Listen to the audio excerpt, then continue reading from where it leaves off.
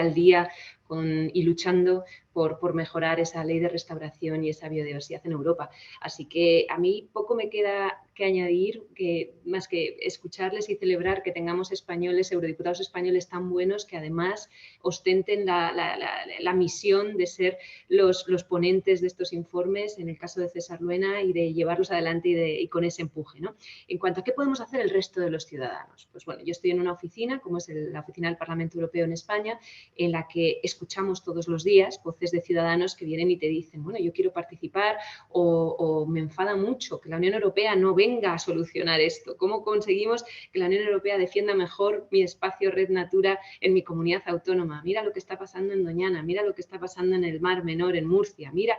Entonces, bueno, pues, ¿qué instrumentos tenemos? Esa sería un poco mi misión esta mañana, el ir contándoos un poquito. Para empezar, vamos a reflexionar muy rápidamente en si realmente los ciudadanos quieren tener esa participación o prefieren delegar o prefieren que ese tipo de decisiones se tomen a nivel de gobierno nacional y local exclusivamente.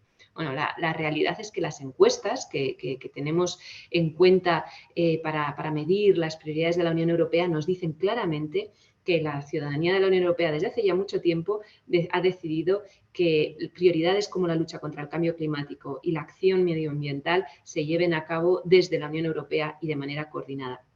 Tenemos un 43% de ciudadanos que dice que la lucha contra el medio ambiente debe ser la prioridad número 1 de la Unión Europea en sus acciones y en sus leyes. César Luena citaba cómo teníamos a un 71% de ciudadanos hace tiempo ya que habla de la importancia de defender la fauna, aunque luego no sepamos bien cómo hacerlo, pero está ahí ese caldo de cultivo, esa ciudadanía que solicita y que quiere ejercer esa voz para intentar clamar por actuar mejor en la defensa del clima. En la Unión Europea, además, tenemos un 92% de los ciudadanos, 92%, la ciudadanía al completo, que exige tener mayor voz.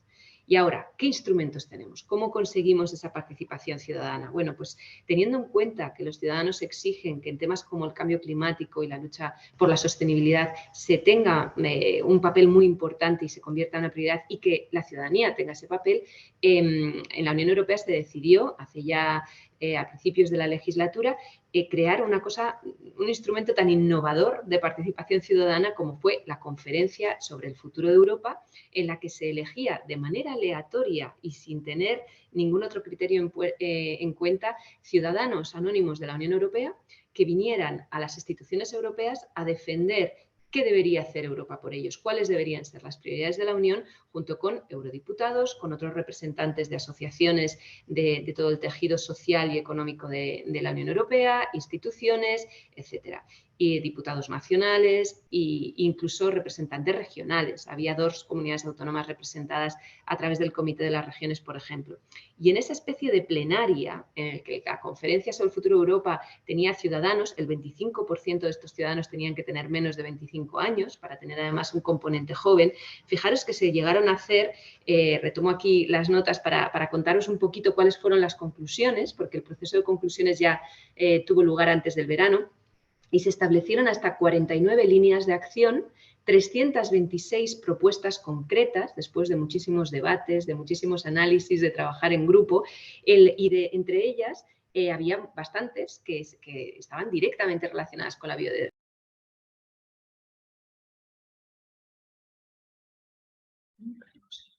Avísala.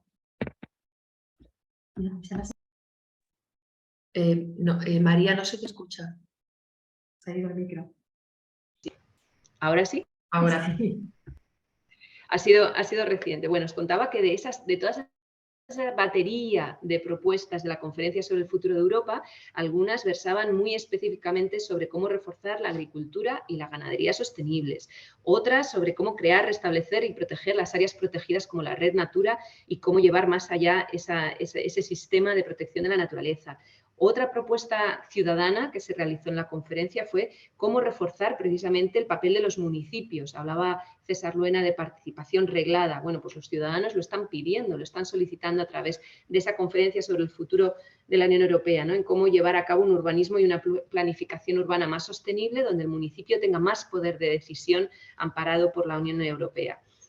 o incluir una protección de la biodiversidad en el ámbito educativo y social, esa asignatura, ese incluir la biodiversidad en el currículum y conseguir que los alumnos estén mejor preparados para proteger el clima en el futuro. Este es uno de los instrumentos que tenemos muy importantes y que acaba de concluir esa fase de poner encima de la mesa todas las propuestas, más de 300, y ahora ¿qué va a pasar con esas propuestas de participación ciudadana?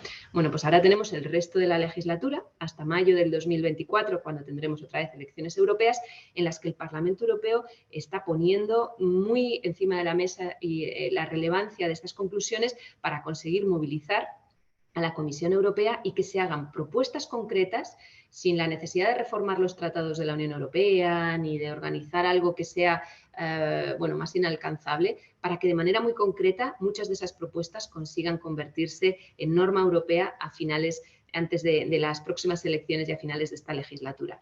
Este mes de septiembre tenemos el debate sobre el futuro de la Unión Europea, el debate sobre el Estado de la Unión con Ursula von der Leyen, con la presidenta de la Comisión, y me consta que muchos eurodiputados volverán a exigir que estas conclusiones ciudadanas, las de la conferencia, se conviertan en propuestas legislativas antes de la legislatura. Este es un instrumento de los que tenemos de participación ciudadana, pero existen otros. Existe la Iniciativa Ciudadana Europea, que es otro mecanismo muy potente de participación, por el que si juntamos 1 millón de firmas de al menos una cuarta parte de los Estados miembros de la Unión, tiene que ser una petición transversal, no puede ser solo de un país, por ejemplo, 1 millón de firmas de una cuarta parte de los Estados miembros de la Unión, la Comisión Europea solicitando que se revise un tema, que se ponga encima de la mesa una nueva ley europea para proteger esto o lo otro, por ejemplo, la acción climática.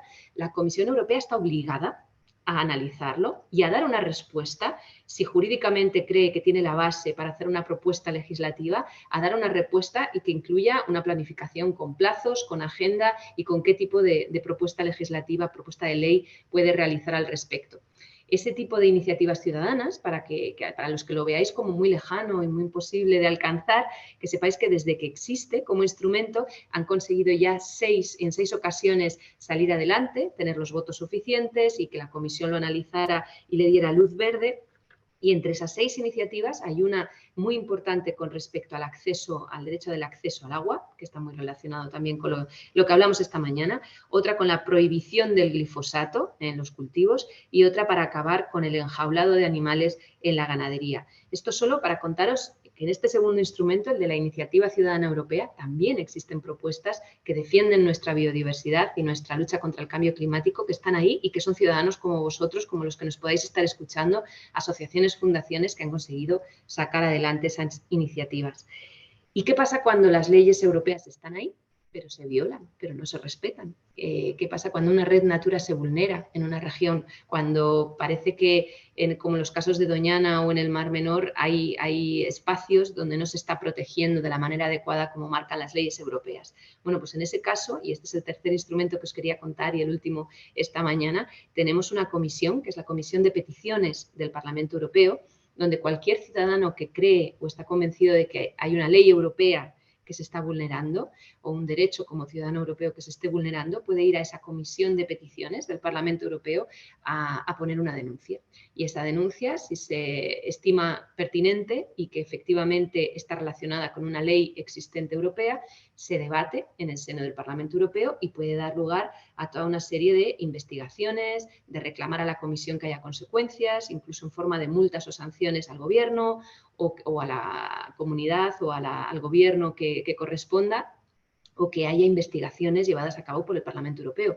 En el caso de Doñana y del Mar Menor, que por eso los he citado repetidamente, la Comisión de Peticiones del Parlamento Europeo ha mandado misiones de análisis, de investigación, que se ha estado reuniendo con asociaciones, con ciudadanos que han puesto la denuncia, con gobiernos locales y regionales y, por supuesto, con el Gobierno español para llevar a cabo un informe muy detallado de dónde están fallando las cosas para no respetar bien las leyes europeas con respecto al respeto al medio ambiente y cómo pueden solucionarse y qué consecuencias deberían derivarse. Así que, bueno, Jovita, yo lo dejo aquí. Son algunas de los instrumentos de participación ciudadana. Me queda el más importante, que es ese que damos siempre por sentado, pero que es una conquista tremenda, que es el de la participación electoral. Vamos a votar cada 5 años en el Parlamento Europeo y es tan importante decidir que sean sean César Luena o Soraya Rodríguez o cualquier otro eurodiputado que estiméis oportuno, de los colores que queráis, pero que tengan en mente y en su programa electoral precisamente esa defensa del medio ambiente y de la biodiversidad que tanto os importa. La próxima cita electoral es el mayo del 2024. No podemos olvidarnos y tenemos que seguir trabajando también en eso. Muchas gracias.